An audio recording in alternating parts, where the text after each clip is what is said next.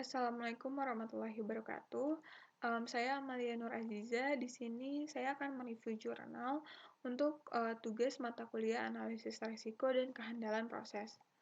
Nah, yang pertama itu ada reviewer, yaitu saya sendiri, yaitu Amalia Nur Aziza, dan tanggal reviewer yaitu 13 Oktober 2020. Nah, di sini ada profil jurnal. Nah, untuk judul sendiri yaitu analisis resiko teknologi informasi menggunakan ISO 31000 pada program HRMS atau Human Resource Management System. Nah, penulisnya di sini ada 3, ada Stefan Agustinusa, ada Adi Nugroho, dan ada Arya Dwika Cahyono. Penerbitnya sendiri yaitu Jurnal Resti atau Rekayasa Sistem dan Teknologi, volume dan halamannya volume 1 nomor 3, halaman 238 sampai 250 dan tahun 2017. Lalu yang pertama ada abstrak. Abstrak sendiri terbagi menjadi 3, yaitu yang pertama ini yang kuning ini, yaitu latar belakang dari penelitian ini yang mencakup profil perusahaan, masalah-masalah dari perusahaan itu apa saja.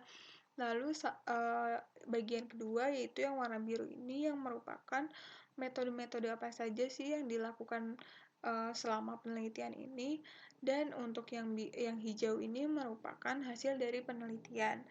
Nah, biar lebih ngerti kita lanjut pada slide berikutnya saja. Yang pertama ini ada pendahuluan. Pendahuluan ini terbagi menjadi 3 juga. Ada latar belakang, ada permasalahan, dan ada tujuan. Kita bahas yang latar belakang dulu. Jadi di latar belakang ini merupakan PT XYZ itu merupakan sebuah perusahaan pada bidang usaha retail yang menggunakan software HRMS atau Human Resource Management System yang berfungsi sebagai database yang berkaitan dengan Human Research Development. Nah, permasalahannya apa? Permasalahannya itu yaitu PT XYZ belum mengidentifikasi dan mendokumentasikan risiko-risiko yang mungkin terjadi dan dapat menghambat jalannya proses. Tujuannya, penelitian ini dapat mengidentifikasi dan mendokumentasikan risiko-risiko yang dihadapi serta tindakan yang dilakukan untuk meminimalisir risiko. Lalu selanjutnya ada metode penelitian. Di sini analisis yang digunakan itu menggunakan ISO 31000. Jadi yang pertama itu ada risk assessment. Risk assessment itu mencakup pada 3 proses, yaitu identifikasi resiko, analisis resiko, dan evaluasi resiko. Ketiga proses ini mendapatkan data melalui wawancara terhadap sumber-sumber internal dari PT XYZ.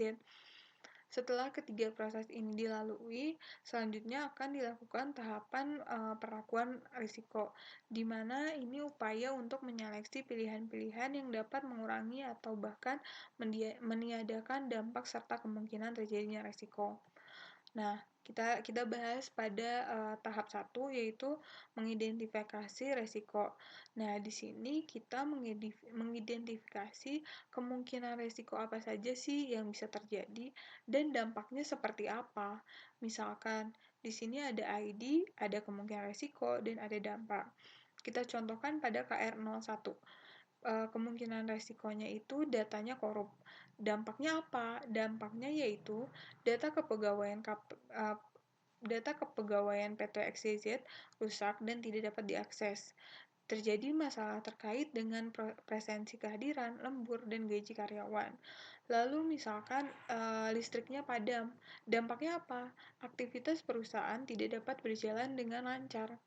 Tidak dapat berjalan. Begitu.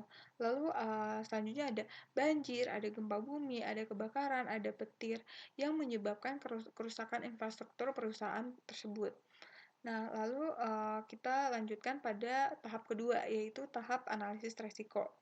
Pada tahap ini, kita menilai kemungkinan resiko-resiko itu masuknya pada pengelompokan yang mana. Nah, di sini itu penilaiannya itu ada 3. Yang pertama ada nilai likelihood, ada kriteria severity, dan ada parameter evaluasi resiko.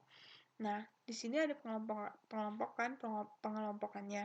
Nah, biar lebih ngerti kita lanjut pada slide berikutnya aja.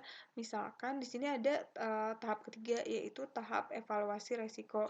Kita lihat saja, kita contohkan saja langsung. Misalkan pada KR12 itu kemungkinan resiko listrik padam. Setelah melalui wawancara pada pihak perusahaan, dia mengelompokkan listrik padam itu likelihood-nya itu di kelompok 4 dan impact-nya di kelompok 5. Terus level of risk-nya itu tahu dari mana? Nah, kita lihat likelihood-nya 4, impact-nya 5. Kita lihat di slide sebelumnya. Kita lihat likelihood-nya 4, yaitu likely masuknya, dan impact-nya catastrophic. Kita lihat likely-nya 4, impact-nya catastrophic, likely dan catastrophic. Kita lihat nih di parameter evaluasi resiko itu, ketika impact-nya ketika likelihood-nya likely dan impact-nya catastrophic, dia masuknya ke level of risk yang high. Makanya di sini kita tulis level of risk-nya high. Lalu misalkan yang proses maintenance yang tidak terjadwal, likelihood-nya 5, impact-nya 1. Kita lihat di slide sebelumnya, likelihood-nya 4, yaitu certain, impact-nya 1, yaitu insignificant. Berarti lihat, likelihood-nya 5, certain, dan impact-nya itu 1, insignificant. Berarti dia maksudnya pada medium. Level of risk-nya medium. Berarti di sini dia maksudnya pada medium. Betul. Pada medium. Nah, setelah kita melakukan evaluasi resiko, kita buat matriks evaluasinya. Nah, buat matriks evaluasi resiko tuh kayak gimana? Nah, di sini pertama kita udah tahu nih, tadi likelihood itu pengelompokannya ada 5. Impact itu pengelompokannya juga ada 5. Misalkan kita lihat pada KR22, yaitu pencurian perangkat data. Likelihood-nya dia 1, impact-nya 3. Kita lihat likelihood-nya 1, yaitu masuknya rare. Terus kita lihat impact-nya itu masuknya ke 3, moderate. Nah, makanya di sini ada KR22, ada KR08, ada KR03. Berarti dia sama-sama likelihood-nya 1, yaitu rare, dan impact-nya moderate, yaitu 3. Gitu. Nah, lalu selanjutnya ini ada tahapan terakhir, yaitu tahap perlakuan usulan. Nah, di sini itu tidak semua saya masukkan, jadi hanya beberapa yang saya masukkan.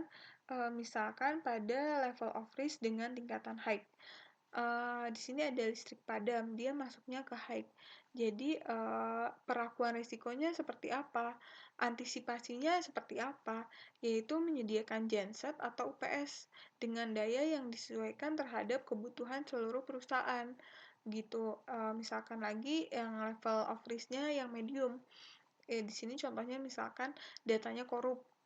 Dia masuk level of risk-nya itu medium. Terus antisipasinya seperti apa? Yaitu melakukan backup data gitu. Lalu misalkan level of risk yang tingkatannya low, yaitu misalkan memorinya low atau penuh. Nah, terus antisipasinya seperti apa? Selalu memperhatikan penggunaan memori penyimpanan gitu. Nah, lalu selanjutnya ada kesimpulan dan saran.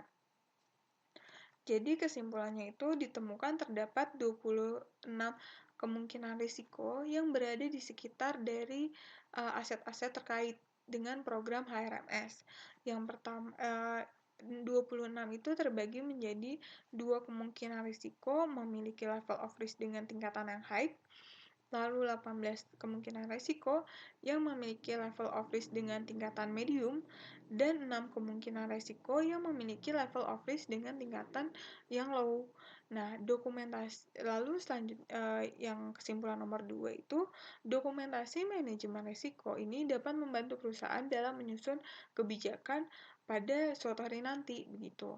Nah, sarannya yaitu untuk peneliti di kemudian hari atau selanjutnya dapat melaksanakan dengan cakupan penelitian yang lebih luas, sehingga hasil yang didapatkan juga dapat dimanfaatkan oleh perusahaan untuk menyusun dokumentasi tentang manajemen risiko seperti itu.